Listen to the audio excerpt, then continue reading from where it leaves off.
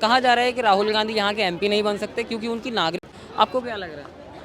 मुझे ऐसा लगता है कि इस पर एक जांच बैठनी चाहिए और कंफर्म करना चाहिए कि क्या ये सत्य है। अगर सत्य है तो कानूनी कार्रवाई कर देना चाहिए, क्योंकि जो जिसकी स्वयं की स्थायी सदस्यता नहीं, वो सांसद विधायक बन के जनता को और देश के युवाओं को, लोगों को गुमराह कर सकता है, परेशान कर सकता है। तो राहुल गांधी पर ये केस जो पहले भी लगे हैं, मगर राहुल गांधी ने इस चीज़ को लेकर कोई बयान नहीं दिया, कोई रिप्लाई नहीं दिया। तो इस बार क्या लग रहा है, राहुल गांधी के लिए अपना पासपोर्ट दिखाना चाहिए?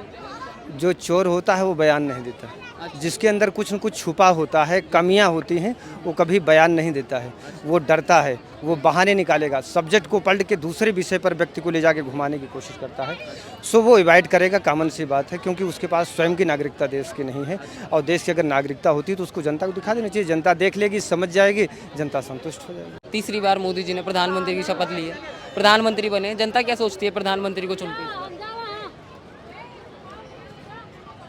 वास्तव में प्रधानमंत्री मोदी जी का बनना देश के लिए गौरव, देश के आन मान और शान और स्वाभिमान के लिए बहुत ज़रूरी था।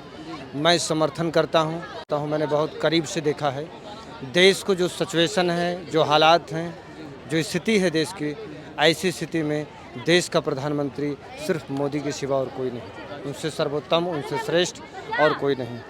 देश को मजबूती, ताकत देने वाला, देश को समृद्ध करने वाला, देश को विश्वगुरु बनाने वाला, देश को अपने अस्तित्व तक पहुंचाने के लिए, एक विकसित देश बनाने के लिए मोदी के सिवा और कोई देश का प्रधानमंत्री नहीं। बहुत बहुत धन्यवाद। आप एक सवाल और पूछ सकते हैं?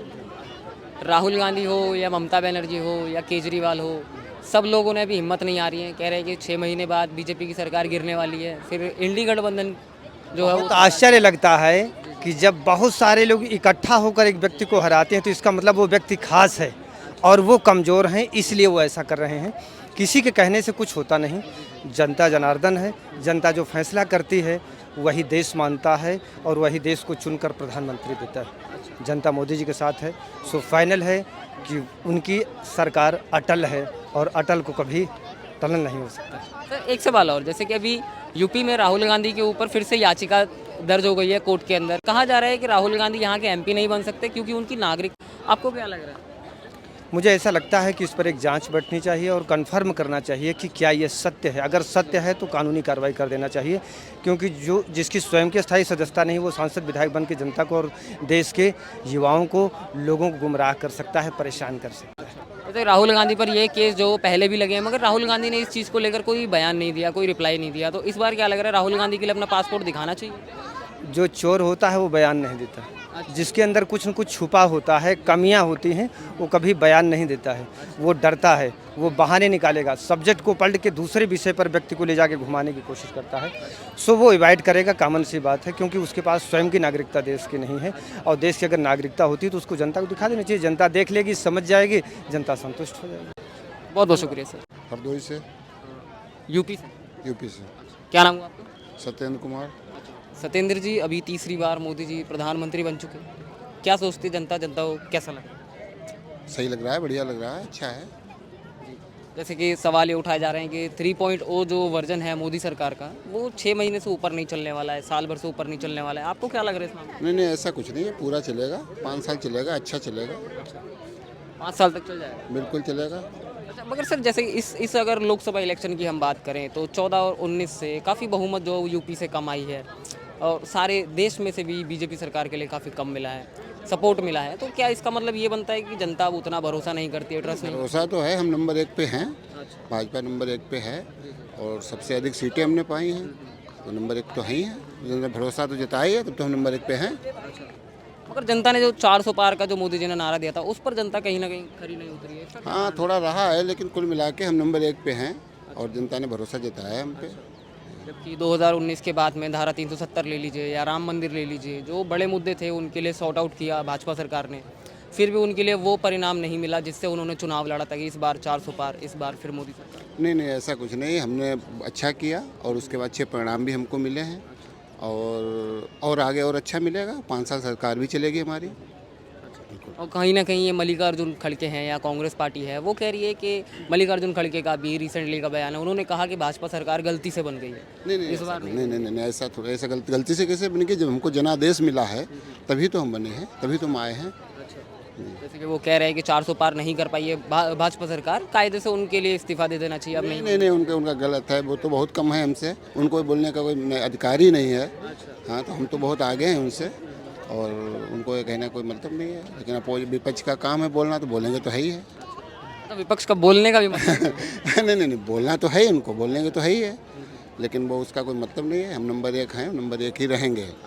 जैसे कहा जा रहा है कि इस बार जनादेश ने जो है वो भाजपा सरकार के लिए नकार दिया है। भाजपा सरकार नहीं नकार दिया है, कहाँ से नकार दिया है? हमारा वोट परसेंट भी बढ़ा है हमारा जो है, उसके बाद में हम नंबर 1 पर ही हैं। हाँ, कहीं थोड़ी रहे उसमें सुधार करने की गुंजाइश है, सुधार करेंगे उसमें थोड़ा।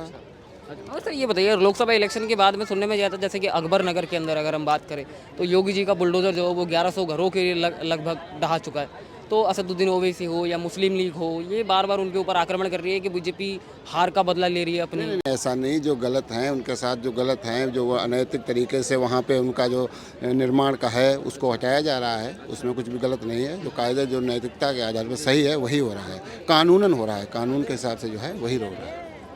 जैसे कि कांग्रेस पार्टी की अगर हम बात करें तो कांग्रेस पार्टी बोल रही है कि बीजेपी सरकार की आंखों के आंसू सूख गए हैं, गरीब लोगों के लिए बेघर कर रही है। सरकार का काम होता है घर देना, ना कि उनसे घर छीनना। नहीं नहीं नहीं, घर नहीं छीन रहे हैं। जो वहाँ पे मतलब एक वैसी जगह पे बने हैं, अनैतिक तरीके से जो बने हैं, उनको तो हटाना है, तो उसमें कोई गलत नहीं है। सरकार अपने नियम कानून पे सही चल रही है, बिल्कुल कोई दिक्कत नहीं। दूसरी तरफ मुस्लिम लीग के जो नेता हैं कौसर हयात खान, वो अलग से कह रहे हैं कि बीजेपी सरकार जो है वो मुसलमानों पर अत्याचार कर रही है, मुसलमानों के साथ दुश्मनी की। देखो, हमने तलाक वाला ख़त्म किया है, उसके बाद में अब वो अपनी उनकी विचारधारा है, वो क्या कह रहे हैं उनका अलग मैटर है, उससे हमें नहीं कुछ है।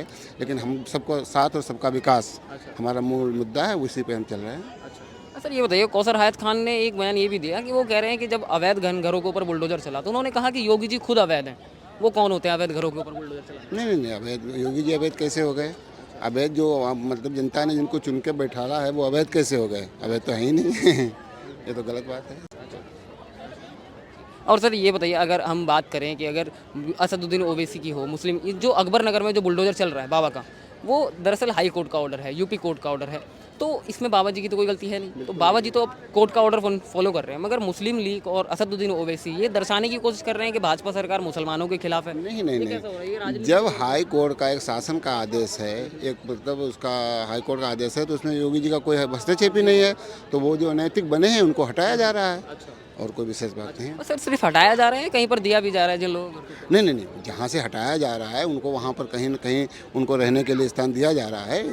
जो वो गलत है उसको तो हटा ही जाएगा। अच्छा, और जो वोट बैंक की राजनीति कर रहे हैं इस मुद्दे पर, उनके लिए क्या बोलना चाहते हैं? नहीं, वोट बैंक की राजनीति तो ऐसा है ना, वोट बैंक की राजनीति तो करेंगे वो हिंदू मुस्लिम तो सब करेंगे, उसका कोई मामला है नहीं। वो तो उनको करना है, काम ही काम है करना, कोई विशेष बात नहीं। बहुत बहुत शुक्रिया सर।